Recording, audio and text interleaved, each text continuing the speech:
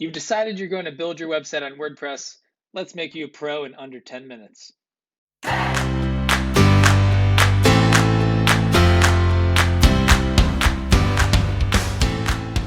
Now we're on the site that we're about to edit in WordPress. So we go up here to the URL and we hit /wp-admin and then we hit enter. We come up to our login screen, has our username and password. You'll enter yours there. Mine is already saved, so I'll just click login. Now I come to this page that is incredibly useless for WordPress. It is our dashboard. It gives a good overview of the entire site, but it doesn't tell us very much specifically. This bar is quite useful for someone totally new. For our next steps, we know that we need to edit our front page and add more pages. But for a more experienced user, this is a largely useless page that you won't spend very much time on. So that brings us to the left sidebar. We can see that there are two distinct sections of WordPress here. There's the left sidebar right here, and then there's the content area. Right now we're seeing the dashboard because it's highlighted in blue. As we go down, we'll see that these are also highlighted in blue once we click on them. Let's get into posts. We don't have really any post besides Hello World, which is default with WordPress, so let's make one. All we have to do is click Add New here at the top, and this page will come up that has our title and our content area. So let's write a blog post that is called Nathan is Awesome. And then we will write on here that Nathan is awesome. When we're totally done writing, all we have to do is come up here and click Publish. If we just want to save it for future use, we can click Save Draft right here. There is an interesting way how to organize posts. Right here, we can see in this right sidebar that we are on block right here. We can't do very much with that. So if we go over here to our posts, we can see that right when we hit publish, the visibility will be public immediately, and we'll publish it immediately. We can say we want to stick it right at the top of the blog, and then we can select who the author of this is going to be. Then in our next section, we have our permalink, which is the last part of the URL. This is the default for WordPress, so you can see that it is just p = 130. We can go over how to change that later in this video. Next, we have categories. I don't have any categories, so all I have is uncategorized right now. But as an example of what a category is, here is one of my blogs at Blue Drop Design. We have my title right here. How does Blue Drop Design communicate with clients?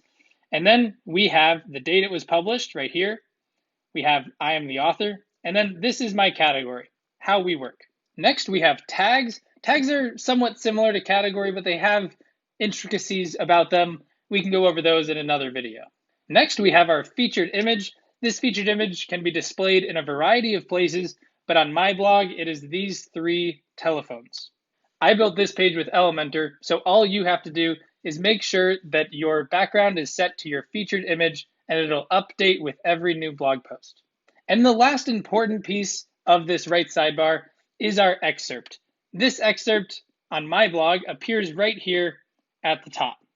This can appear in a variety of places as well, but this is where I prefer to have it so that people can see right when they get to my blog post what's it going to be about. Now we're ready to publish. We come up here to the top, we hit publish. They say, are you really sure?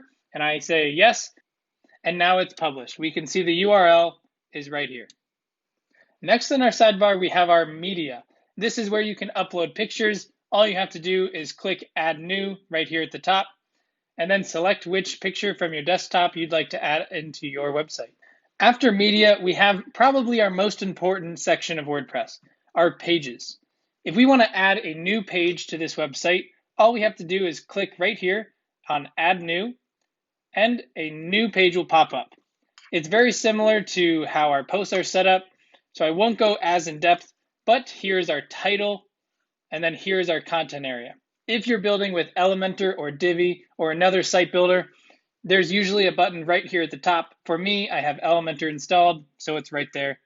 This right sidebar looks pretty identical to posts, so we won't go in depth on that. Next, we have a couple of options, but I'm going to skip over these because I don't find them to be incredibly important in WordPress. So I'll skip over comments. These I'll skip over as well. And then we'll go down to appearance. WordPress websites are built with themes. Typically, themes will include things like your styling of the entire site, but the one that I like to use is called Hello Elementor. It's made by Elementor for Elementor sites. It's extremely basic. It's almost like a placeholder theme so that I can make the theme like the header and footer and default styles throughout the site all on my own. That being said, there are many instances that if you don't want to get too far into web design, you might just want to pick a theme that matches the style you're going for. For example, if you're a lawyer, there are many lawyer themes that you can just pick one, install it, and you won't really have to do that much design. When we look at the menus, this is what appears at the very top of our screen. On this site, you can see that it says Home, About, Contact, and Start. When you go to the actual site, you'll see right up here, it also says Home, About, Contact, and Start. If we adjust the menu here, then it'll automatically adjust here. And the reason I'm skipping this theme editor is because it's pretty self-explanatory. Right when you click it, it'll say, heads up, please don't adjust this, you might break your website. I'm not a developer, I'm a designer, so I have never edited this theme. Now we come to one of the things that makes WordPress so powerful. Thousands of people and companies are working on making WordPress better, largely through plugins. So what do plugins really do? Really, almost anything you need them to do. Right here at the top, we have a great way to protect your blog from spam. Right under that, we have all-in-one WordPress migration that helps you move a website from one URL to another without really having to ever touch code. We have an optimization plugin right here. We have a site building plugin called Elementor. I also have a link in the description if you would like to try out Elementor, and I have another video on how to use it. But plugins can be used for pretty much anything you'd like. Plugins can also break your site, so just make sure you're using one that's used by a lot of people. How do you know if it's used by a lot of people though? Well, when you click Add New right here at the top, you'll get to a page that looks like this. You'll see if you want Jetpack, then you can see, okay, it has 5 million active installations. That's quite a lot. It has about 4 stars, and it was updated 3 weeks ago. Most importantly, though, it's compatible with your version of WordPress. If you want to install Jetpack, all you have to do is click Install Now or Activate, and you will be all set. Next, we have our users portion. If you'd like to give or remove access to your website, this is where you'll do that. If we want to give access, all we'll do is go right up here, click Add New, and then we see our username and email are our 2 required fields. So we can put in our username right here, put an email right here. We can generate a password. And then another important piece is this role. Right now it's set as default to subscriber. But if we want to give someone full access to the site, we will click Administrator, and then we'll click Add New. The tool section is pretty useless, so I'll skip over that as well, and we'll jump right into our general settings.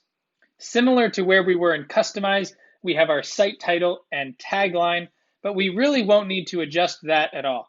We may have to adjust this administration email address if whoever you want to own the website, but that's really the only place we'll use that. The rest of this page doesn't matter too much. Now under reading and settings, we have one really important piece. Right here we have search engine visibility. This is like Google and Yahoo. We don't want them to find this site. Likely you'll want them to find yours. So make sure we unclick this button and then click Save Changes. As promised before, now we're in our permalink settings. So I set this as a custom structure just now. I have playground.bluedropdev.com/postname. I can also add in our year, maybe the hour and minute as well. And this will automatically update every time I publish a new blog post. If you have any questions, comment those below.